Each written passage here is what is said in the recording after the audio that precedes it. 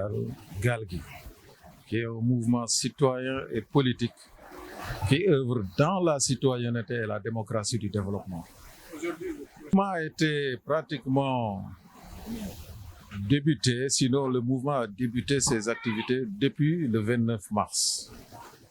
2024, c'est-à-dire le dimanche qui suit le dimanche qui a clôturé la présidentielle. J'avais fait une lecture politique de la situation et je m'étais dit, à la suite de ce qui s'est passé dans le Benno Bokk Yakaar, il n'y avait pas d'unité, il y avait des traquenards. J'ai décidé de mettre sur place And Defar Sénégal Galgui,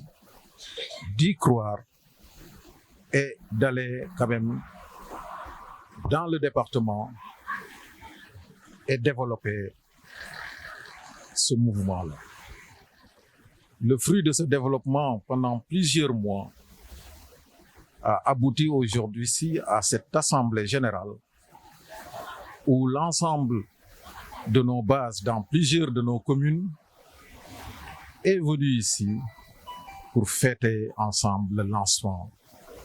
de And Defar Sénégal Galgui. Beaucoup de communes aussi ne sont pas présentes parce que j'ai préféré dire à mes militants que chaque commune, chaque milieu se cotisera pour prendre son bus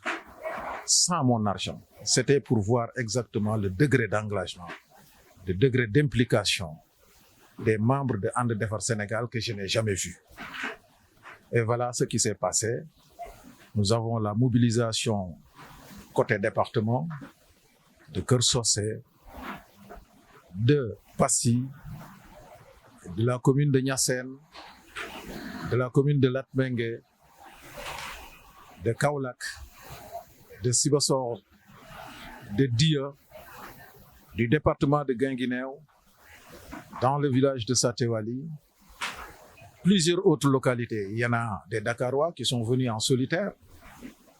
Même le Mali est présent, même notre branche de Guinée-Bissau est présente. Nous traçons notre chemin, nous construisons pas à pas. Nous ne nous précipitons pas. Nous nous prenons comme des indépendants, mais pas des indépendants radicaux. Nous sommes dans une dynamique de bâtir stratégiquement des alliances. Et je crois que ce qui va nous pousser aujourd'hui-ci,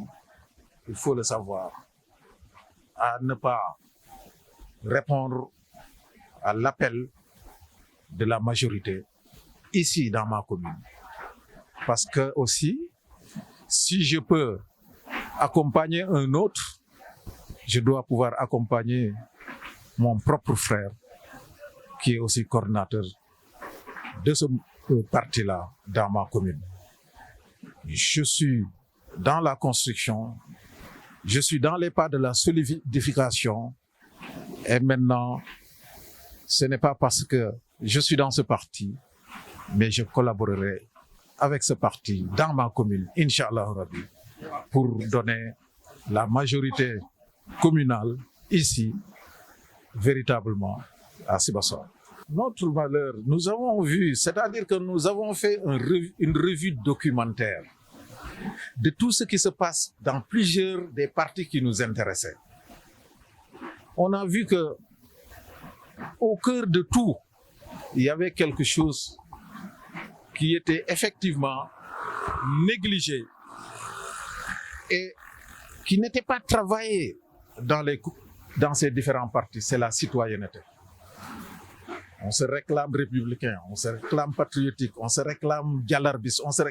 mais les gens ne travaillent pas la citoyenneté. Citoyenneté dafa torox ci biir Sénégal. Donc la citoyenneté, cet esprit chauvin, c'est une denrée rare au Sénégal. Nous avons opté pour la citoyenneté. Côté politique.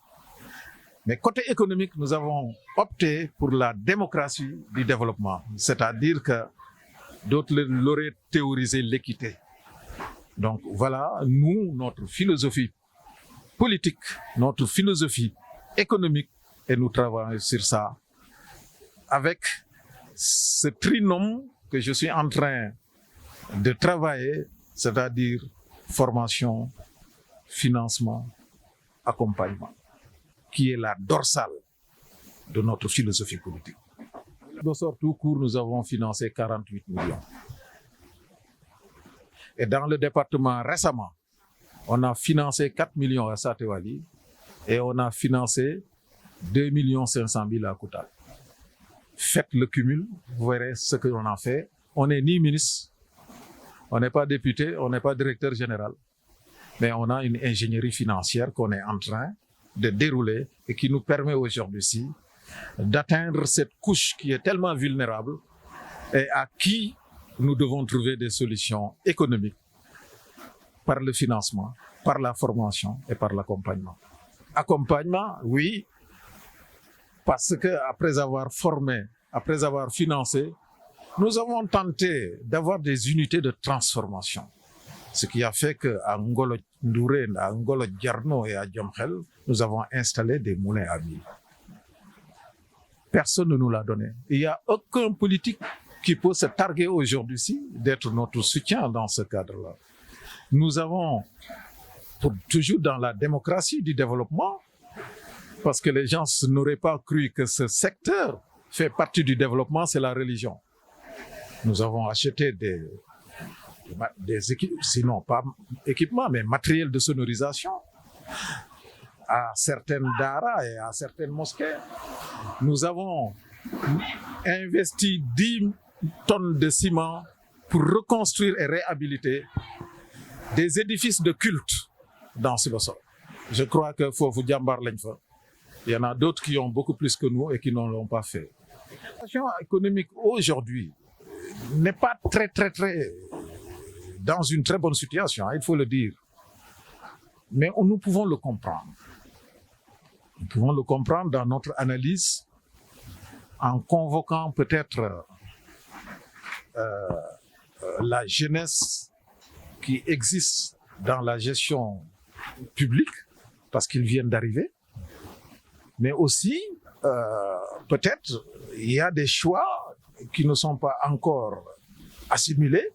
qui ne sont pas encore compris et qu'il faut encore un peu patienter pour voir où nous allons. Parce qu'aujourd'hui, nous ne pouvons absolument rien dire sans pour autant voir quel est le référentiel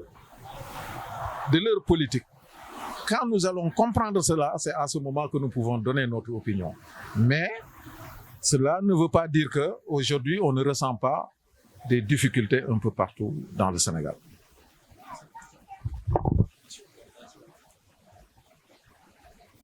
li ñuy wax citoyen mooy maanaam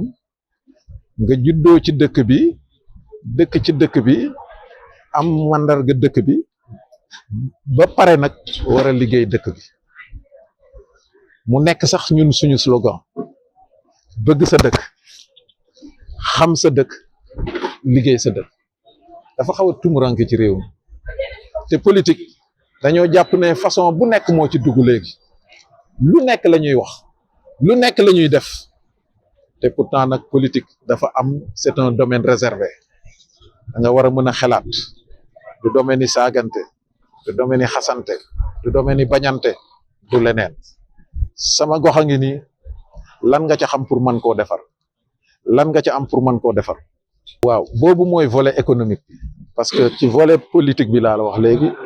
lan mooy citoyen waaye tamit citoyen tout court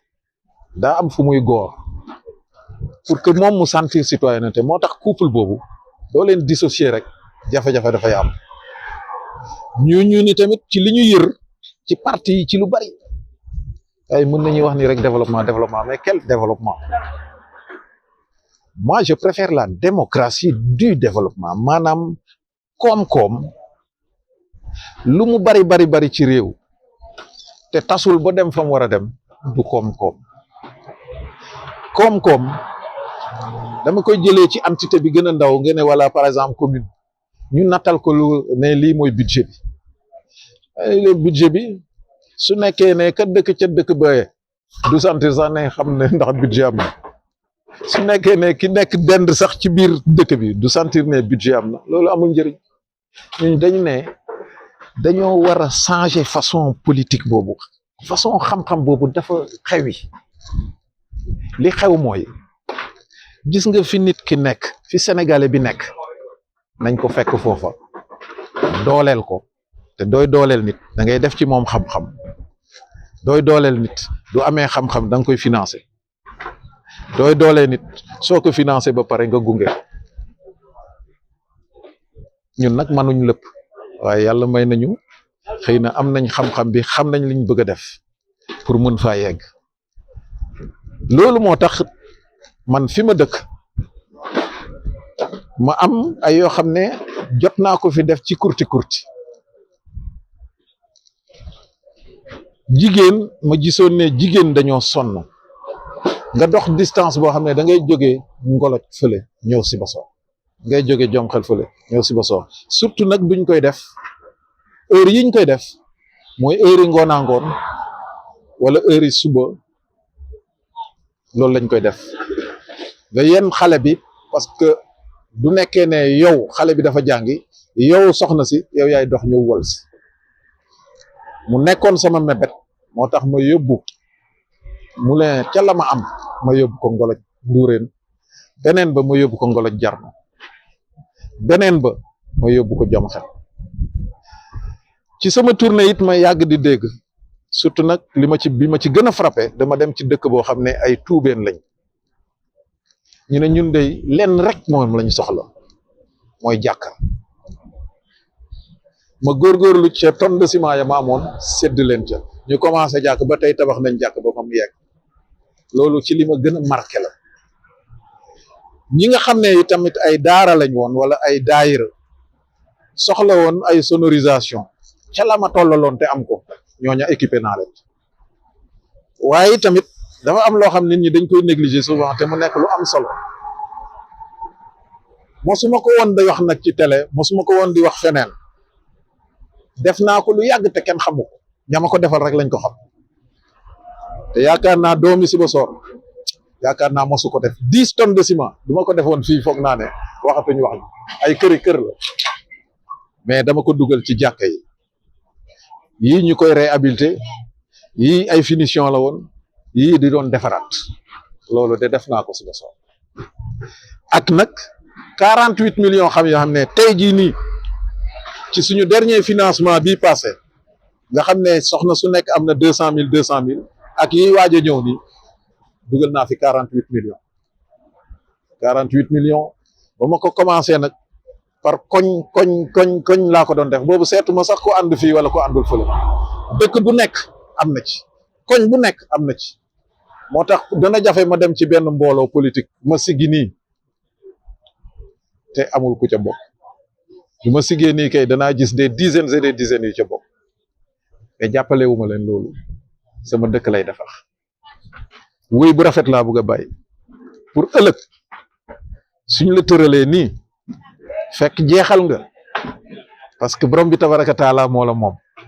nit ñi mën a seede ne liggéeyal nga sa dëkk liggéeyal naa sama dëkk nag